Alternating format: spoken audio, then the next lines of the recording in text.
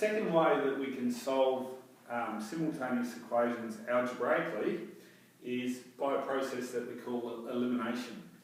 And what we do with elimination is try to combine our simultaneous equations so that either the x or the y is eliminated.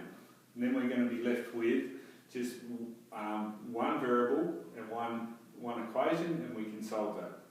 So what I like to do on these types of equations, say you know what you're doing, so someone can follow what you're doing, is give them a number. I'm going to call that one equation number 1 and that one equation number 2. Now when I look at this, I notice that this has got a minus 2x and this has got a 2x.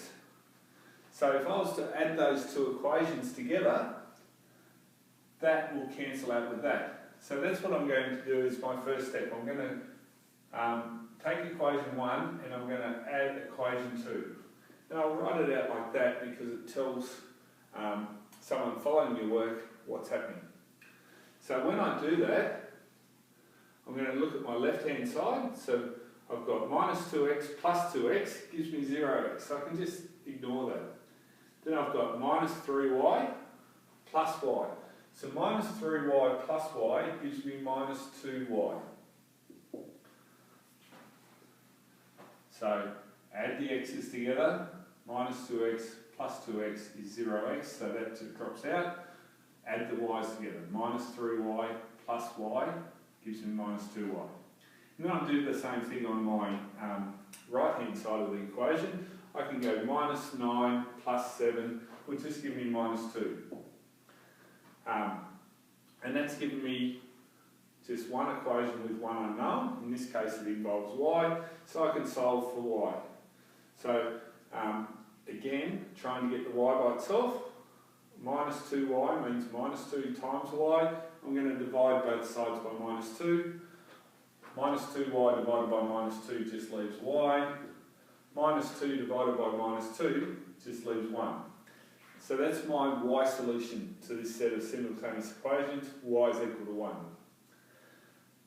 Now, once I've found one solution, I've got to substitute it back into either of the initial equations to find the other variable, in this case the x.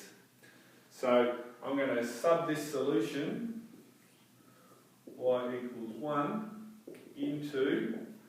Now I could put it into either of these equations. I'm going to put it into the second equation just because that's got positive values and it's probably going to be a bit easier to substitute into. So I'm going to substitute that solution into equation 2.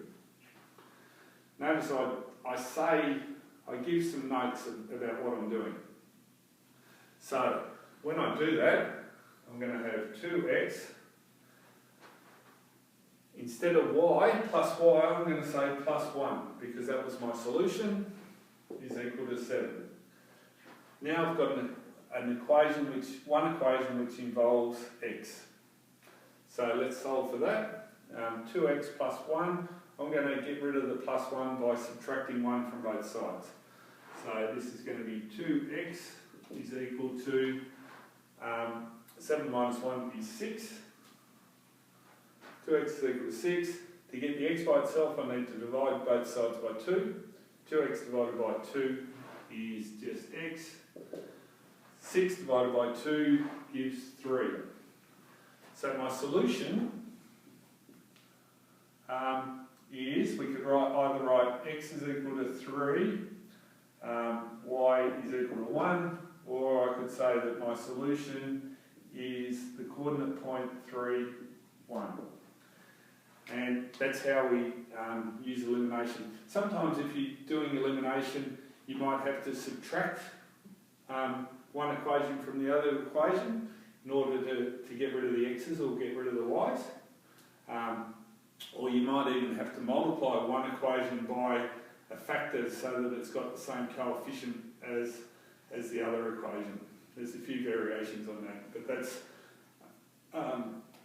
how we do elimination.